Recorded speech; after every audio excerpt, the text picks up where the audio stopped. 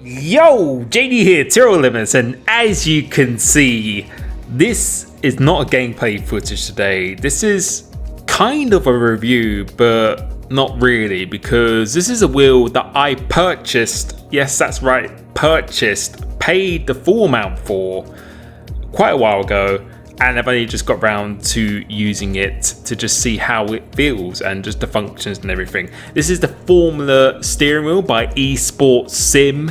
You can see in the link in the description if you want to check that out, more details on it. But today, I'm really just going to give my initial thoughts on it, because this wheel does cost over €1,000, I believe. I'm pretty sure that is the case. And I think you can tell by looking at it, you're not surprised that it costs this much, because the amount of buttons and quality that this wheel has, predominantly made out of carbon fiber. You can see the paddle shifters are all carbon fiber. So you got the Fanatec system put on the back of it, because this wheel is actually compatible with Logitech, Thrustmaster, Fanatec, and all platforms as well. You can get it configured, like request eSports Sim, the company itself. If you want to play on all platforms, no problem. You can just plug it in to your existing Fanatec, Thrustmaster, or Logitech hub, and it will work straight away. But the main reason why I got this wheel is purely just the design of it. It looks absolutely insane. And also a main thing is because of that dashboard, the full HD, I think it's 5-inch screen that is available on here. Not many wheels, no Fanatec wheel has that. Although it does have an AD screen, come on, that's not nowhere near the size of this. And I just had to purchase it just to see how it feels, really. I've got a lot of wheels. I'm quite fortunate to be given a lot of wheels, and I'm very, very fortunate for that. But I just couldn't withstand just trying this out. I really couldn't here.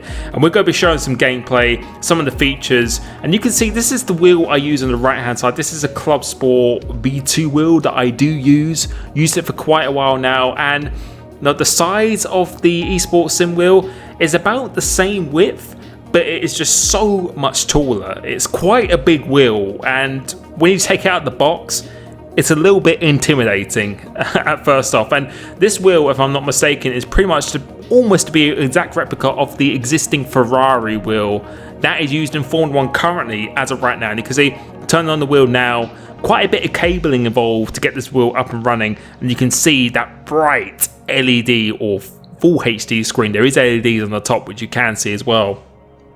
Lights up, and you can see initialization. Takes a little while for it to come on, and you got to go through quite a few little setup settings to get it configured and everything as well. But oh my, when you turn this on, it just looks absolutely stunning. And now I was so excited to start using it. You can see got it up and running now, and the amount of data that you have. I'm in TT at the moment, which you can see those 4 green boxes, that is all the tire temperatures. You see, you got neutral, kilometers per hour, RPM, differential, brake bias, your fastest lap, the amount of time you've used, your last lap, the different sectors, the water level, oil temperature, laps to go, fuel level, which is quite good because TT, you're using 25.3 laps of fuel, apparently fuel pressure. It is absolutely insane the amount of screens you can flick through. I think you can flick through 12 different screens that you can just completely customize as well. The amount of information you have is just too much, I think, sometimes. But of course, this wheel is literally trying to be a replica of a real life Formula steering wheel here. And you can see using that little toggle to change the differential. The one on the left, this is just the default preset at the moment. If you use the one on the left, it changes between the differential and the brake bias. And I was very surprised at how good it was. It was very quick. And I did a little test with the Fanatec as well.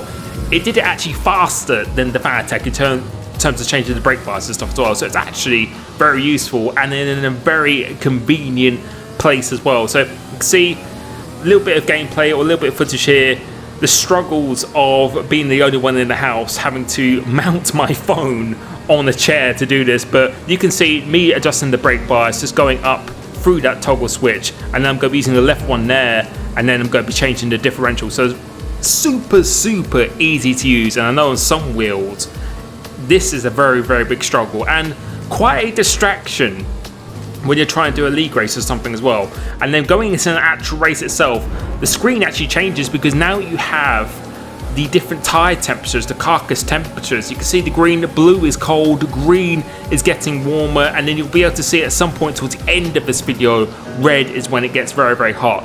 And the one thing I really, really liked about this wheel, which I don't know if I was to be expecting and stuff as well, it's just how good the force feedback was through my DD1 base. You can see the Fanatec base, this wheel is just the wheel itself, can just attach to any base, and the force feedback I get through my Fanatec rim is very good. But this was so good. It was so smooth, but you could feel every bump at the same time as well. And you can see going in red when you're starting to overheat. So having that peripheral view of the data is extremely useful. And you can see this is a lap that I did.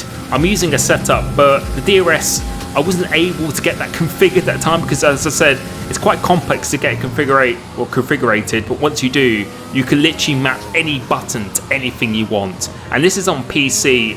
My PB before, well, I haven't been on PC for quite a while now, but see, I'm not using DRS at all. And you can see we got up to speed incredibly quickly. I didn't really spend that much time in this at all. I really only spent about 5 laps before this actually getting up to speed, and straight away the force feedback just feels absolutely excellent. It gets very, very hard. The more you turn, the harder it is, and it's just a very, very smooth response through it. The only complaint I have about the driving experience, and I think this is just something you just need to get used to in time, it's just the hand placement. Whereas on the Fanatec I can really wrap my hands around either side of the wheel, whereas here I'm kind of just really holding on to it with 3 fingers only, and it's a bit of a weird experience. If you don't have that strong grip, or you've got sweaty hands or something, because I always use a fan when I drive, you might feel it's quite easy to slip off the wheel. But I think this is just something like I had with my Thrustmaster TSXW, quite a similar design, and due to the size of it, how long the wheel is itself, you can see we do a 24.4 without DRS. That's actually a very quick time without DRS.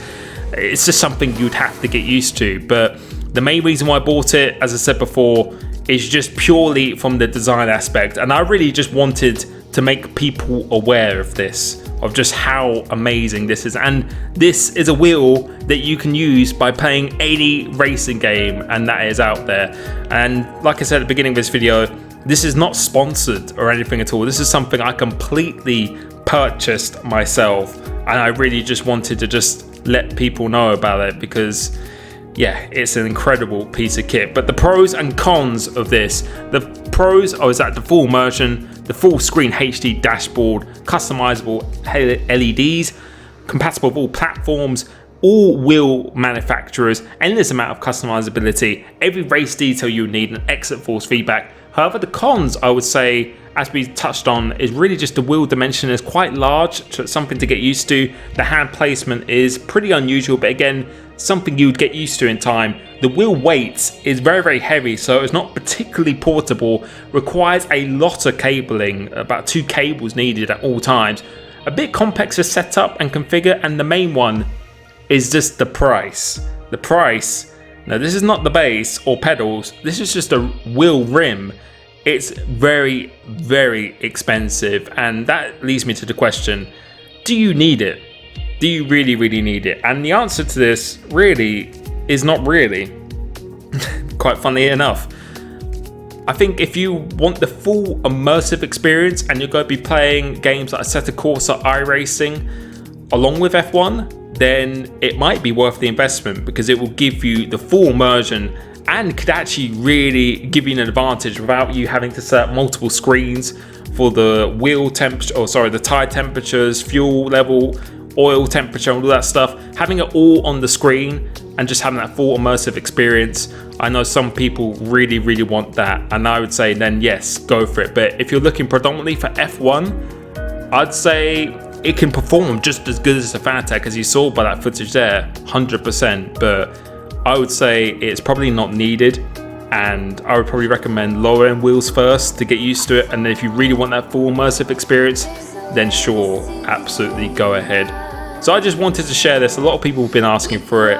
It's a phenomenally good wheel. Hope you enjoyed this video, and I'll catch you very, very soon. Peace.